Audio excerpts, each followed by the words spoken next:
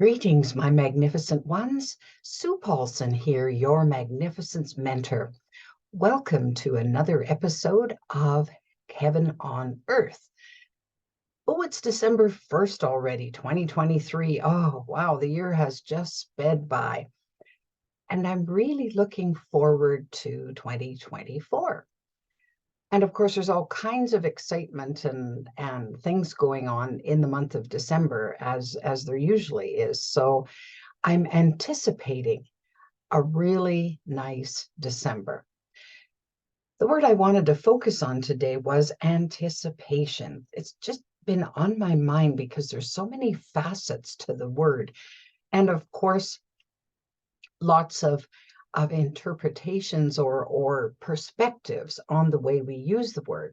So the dictionary definition talks about anticipate as a forecast or an expectation. So it's a kind of a future word. It's something that hasn't happened yet. And so there's an anticipation about that something. Now, depending on your perspective, you can anticipate with great excitement or some peace or a looking forward to, or you can look at it with dread. You can have an expectation that if you do that, something bad is going to happen, or it won't be a good outcome, or it won't be a happy thing, or whatever. That's where the challenge comes in between creating heaven on earth and creating our own hell on earth, because it largely boils down to the thought process. The word is neutral in itself, but how we take it, how we use it, how we work with those words, because as I've said before, words have power. So that'll make a difference in whether things turn out the way you want. And I really believe there's something to this whole self-fulfilling prophecy thing. So anticipate. When I anticipate, I'm usually looking forward to something in a very positive way. I anticipate I'll have a good time when I meet this person for coffee. I anticipate that I'll have a good time at the party. It's those kinds of senses, or I anticipate that all is well in the world and will continue to be so.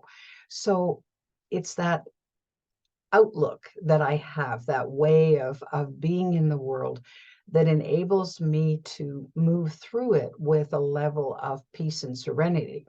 Now, I have to say, this is a hard one perspective for me, because for lots of years, I was living in kind of doom and gloom, and I didn't have, my expectations were usually negative. Well, when you come to understand that that doesn't really serve you, that like attracts like, and the more you get into anticipating the poor outcome of something, the more poor outcomes seem to come your way. And it's like a magnet. And I decided at some point, I don't remember when exactly, that I wanted to flip that. Well, does everything always turn out for me the way I anticipated in a very positive way? No, it doesn't. Sometimes I get that little 2x4 experience that sets me back, and I'm going, oh, but usually what I say is, whoa, that wasn't the outcome I was hoping for. Oh, okay. It seems like a rare occurrence. It seems as if, oh, well, normally things work out for me. And so what do you mean there's no parking here, when I fully anticipated that there would be a spot right where I wanted it, which there usually is. And so I don't take it to heart. I don't hang on to that. I just let it go. That seems to be one of the key, the letting go part seems to be one of the key strategies that I think is important in whatever we experience in life, is that we don't hang on to, especially those things that turned out badly or didn't go as planned or the way that we wanted them to. We can learn from the cycle of the way life unfolds for us, and it's a good thing that we can learn from that. The challenge, I think, is to not assume that because this particular thing didn't work out or didn't happen as well as you wanted it to, that everything else will be the same, because nothing is really ever the same. Things change from moment to moment to moment. Maybe you'll get more information. Maybe you'll find another entry into that same idea that will give you a way to do it that works out very successfully. So we can't just assume. That's there's that that that breaking apart the word assume, ASSU, me. When we assume, we make an ass out of you and me, right? And so we don't want to assume. I think, though, with anticipation, if I'm going to assume, I think I'd rather assume that things are going to turn out better than they're going to turn out kind of grim. So let me see if I can give you some examples of this in the way anticipation is used. So one of the ways that it's used is to think about what someone else might need and anticipate what's going to make their experience better. So I have an aging aunt in hospital right now, and the team that are looking after her have been delightfully good to make sure that she's comfortable. Well, one day I'm sitting there and they had commented that she wasn't drinking enough water. And oh, okay. So, of course, I'm there encouraging her and handing her the cup and so on. And then as I'm looking around her bed space, I'm realizing that whoever was in last hadn't put the bed tray across the bed so that she could actually reach the water. So where was the water? It was, and she can't get out of bed. So where was the water? It was way out of her reach. And I thought, oh, okay, well, I guess if I were a caregiver coming into the room, and I had an elderly person who was not able to do that much for him or herself, then I would anticipate, I wonder what they think they might, I wonder what I think they might need, what would help them have a better experience, have a better day, enjoy themselves more, or just do some things for themselves. So that's anticipation. When I have house guests, I'm usually thinking ahead to, okay, what are they going to need while they're here? Well, they're going to need a space to put their suitcase. They're going to need a set of clean towels. They're going to need to know this, and this, the code to the door, or whatever. So I go through that mental checklist, and then if need be, I write a few things down so that I can make them as comfortable as possible while they're with me. So that's a level of anticipation, or a way of anticipating something to basically guarantee that they're going to have a good outcome.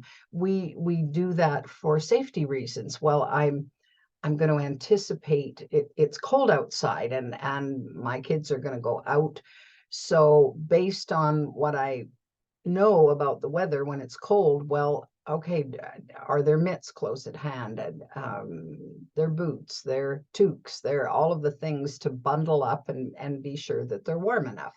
Did they remember their lunch? Those things that as a parent you anticipate in order to either avert disaster or to start everyone off to a good day. So I think when we look at anticipation, I think it's important to have a little think about, well, how do I approach that?